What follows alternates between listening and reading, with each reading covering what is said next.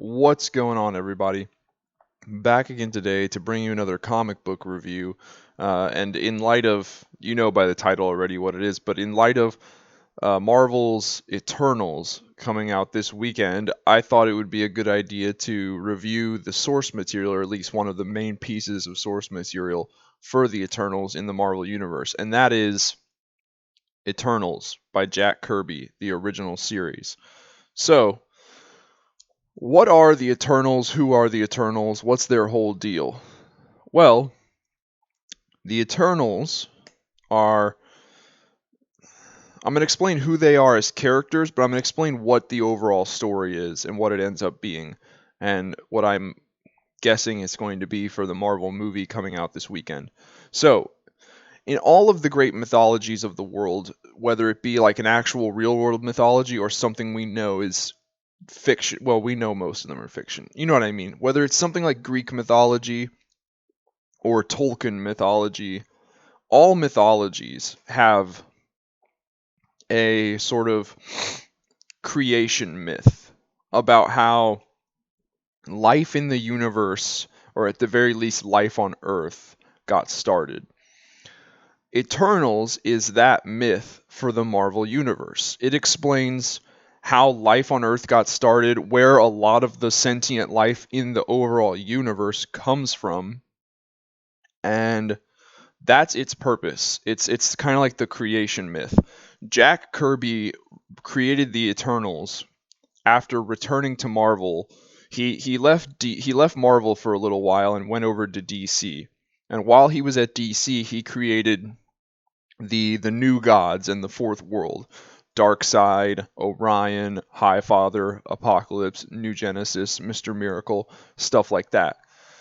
And one of the things that Eternals, among many things, one of the things that Eternals and the Fourth World and the New Gods have in common is that Jack Kirby wrote them to be kind of standalone things. He did not write either of them to be part of and take place within the greater DC or Marvel universe, respectively.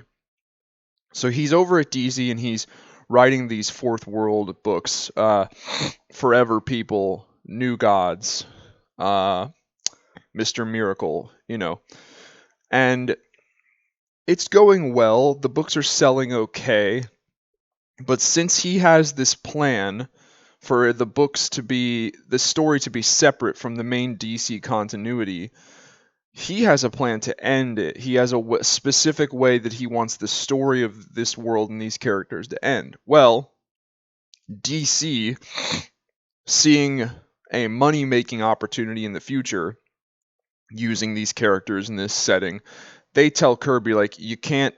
He wanted to end it, like definitively end it. A lot of the characters were going to die. DC told him, no, you cannot do that. So what he ended up doing was, he left DC and went back to Marvel. And of course, Marvel, on the other hand, was over here kind of envious of the profits Jack Kirby had brought DC with his unique Fourth World New God story. So they told Kirby, like, we want you to do that for us. Well, obviously Kirby wasn't going to do the exact same thing. So but he obliged. He did something similar. Whereas the New Gods and the Fourth World is a separate story that takes place off of Earth, way out in the cosmos somewhere. Kirby decided to tell a sort of creation myth story, but not so much creation myth as it's like the explanation for all of our myths on Earth. That's what the Eternals are. It's the truth behind all of our myths and legends. And so it does take place on Earth, and he wrote the Eternals. Now, do I recommend this comic book?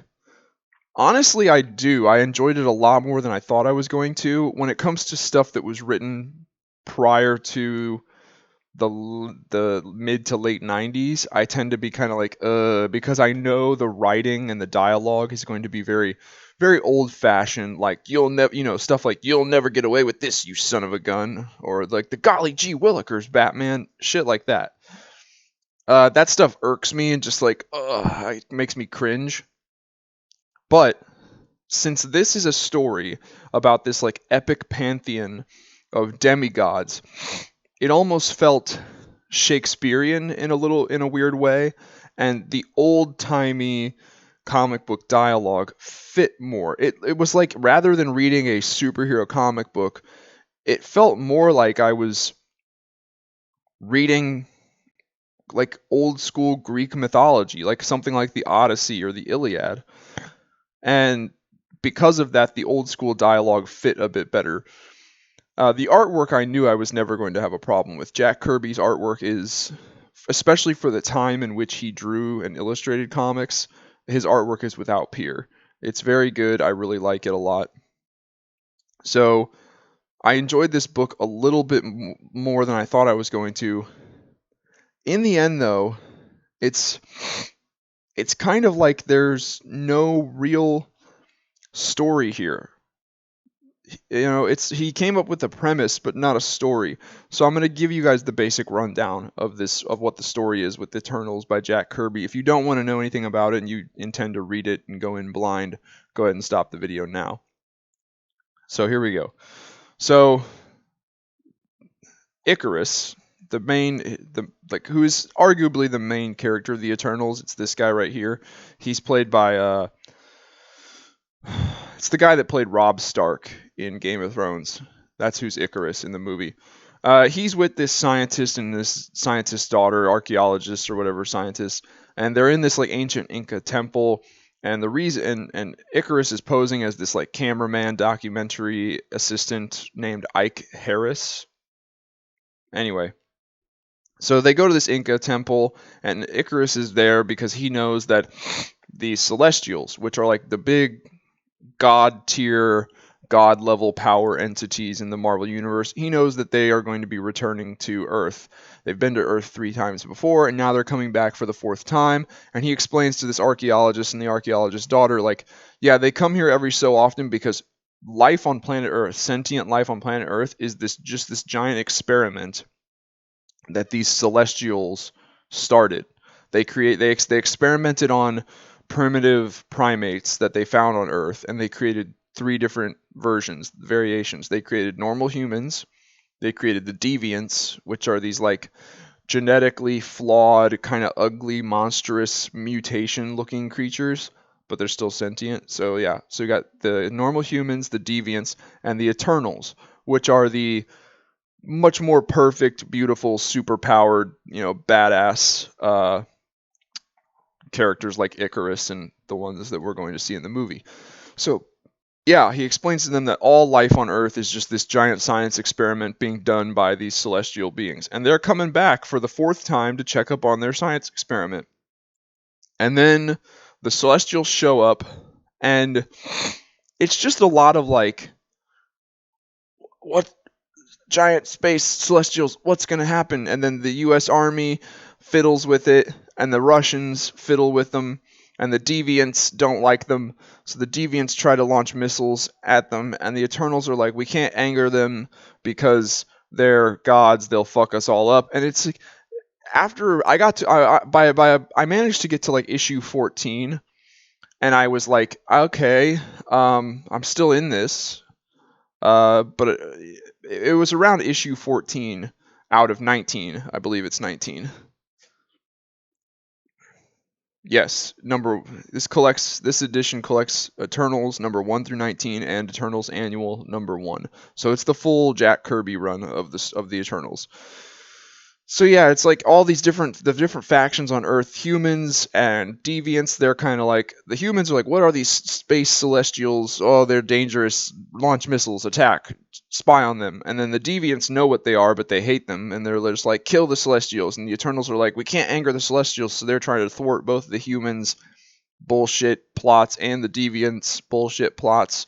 And then all of the Eternals get summoned to their home headquarters on Mount Olympia by Zuras, who is the head prime eternal leader of them all. And then they go there and they all channel their powers and life energies together to form the Unimind, which is basically just this giant yellow, golden, shiny brain. I'm not fucking with you here. They literally all combine into a brain. And that brain goes and floats into outer space because coming together as the Unimind is supposed to provide insight and enlightenment that they couldn't achieve on their own, and they're hoping that it will offer them an advantage or an answer to how to deal with the return of the Celestials. But then in the next issue, the very same issue where they separate from the Unimind, and you're like, okay, so they broke away from the Unimind. That was weird, but let's move on. What's the answer? What did they figure out? They immediately are just like, okay, Unimind's done. Let's go back to Cersei's place and throw a party. Margot, this human girl that's on the ride with them, is like, I don't know if I feel up for a party. That was weird. And then they're like, okay, well, maybe we'll just go back to your place in New York and have a nap.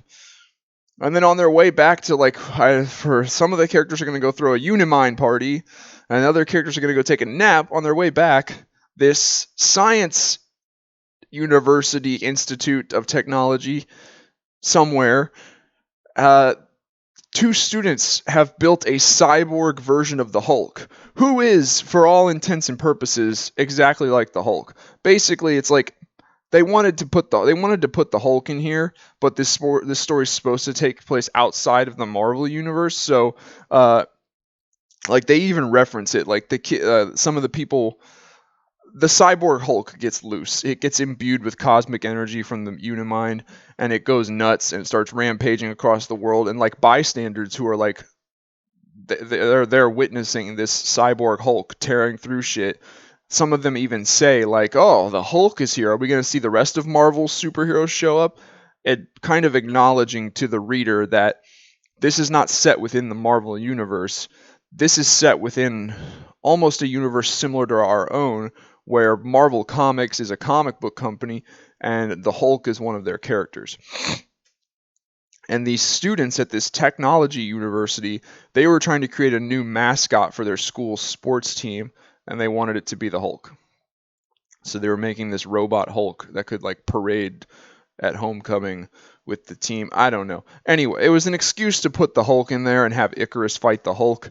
So yeah, the Unimind, which is supposed to be this big revelation event, it ends, and it goes, Unimind ends, let's throw a party, I'm kind of tired, okay, well, some of us can have a party, the rest of us can go nap, okay, let's go, on our way there, oh shit, this Hulk that's not really the Hulk is attacking, let's fight the Hulk. It just gets, I don't know. I don't want to spoil the ending, I don't want to... I'm trying to just give you a gist of the plot, but overall, it's kind of like he started out really strong writing it, and as you go farther and farther into it, you get the feeling that Jack Kirby was like, yo, I did my big sci-fi epic masterpiece. It was the New Gods, and DC fucking took it away from me, and I really don't feel like trying to redo it in the form of the Eternals. So, what am I at? Issue 14? I gotta get to issue 19? Cool. Let's phone the rest of this in. You know, and a lot of people online have kind of been like complaining, that it seems weird that out of all of Jack Kirby's creations, his contributions to comics, it seems weird that the Fourth World and the New Gods is not the first one to get a big budget film adaptation.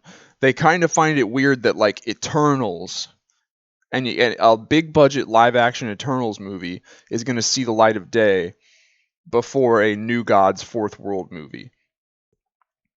I kind of agree, but at the same time, it's like, well, what'd you expect, dude? It's like New Gods in the Fourth World is DC. Eternals is Marvel. Which one of them has their shit together? Marvel has their shit together. Marvel's been fucking killing it in the movie department, in the video game department lately, in the toy department. Marvel is fucking killing it. So is it really that surprising that we're going to get Jack Kirby's contribution to Marvel before we're going to get Jack Kirby's contribution to DC?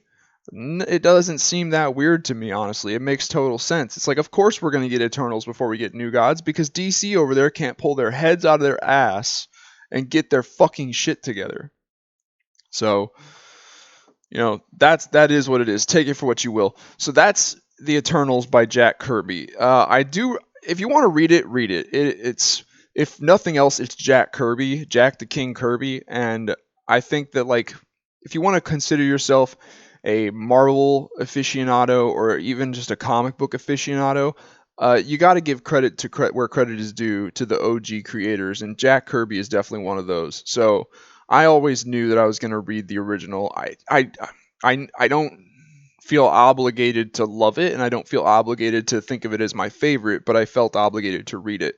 Now that I've finished that, though, the next thing that I'm going to be going into is Eternals by Neil Gaiman. So this is the 7-issue series from 2006, written by Neil Gaiman, one of the greatest fantasy fiction writers of our age. He's the guy, he wrote American Gods, Stardust. He has his own book of Norse mythology out. Neil Gaiman is a great writer. So Neil Gaiman, and the art is by John Romita Jr., who, in my opinion, is like the modern day spiritual successor to Jack Kirby in terms of art style.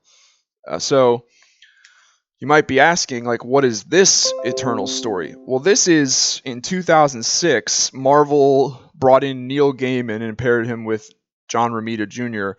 with the intention of like, hey guys, we have this Eternals property that Jack Kirby created for us a while back. It's been used here and there, peppered in throughout the Marvel Universe over the decades, but what we want you guys to do is really kind of reinvigorate it, reinvent it, and bring it to the forefront of the Marvel story.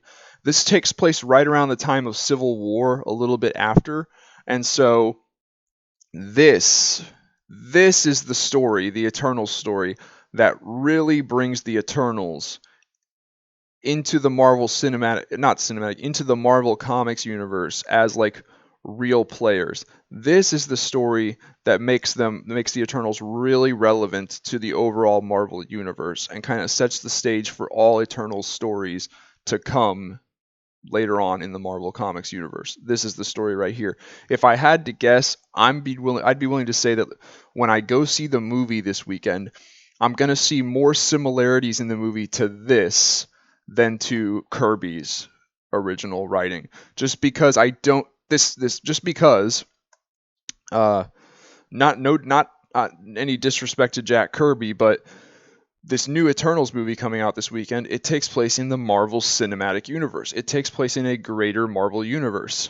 This was not meant to really be part of a greater Marvel universe. This was, which tells me that they probably drew from this for inspiration more than this. So I'll be reading this. I'll hope to get this done before Friday, before the movie comes out, and I'll try to get a review up of this as well. So yeah, that's my take of Jack Kirby's Eternals. Let me know what you guys think. Anybody else that's read it, leave some comments down below. If you like this video, please hit the like button. That helps the channel out immensely. Another thing that helps the channel is if you go through, check out some of my other videos, and maybe subscribe. Other than that, though, I will see you guys next time.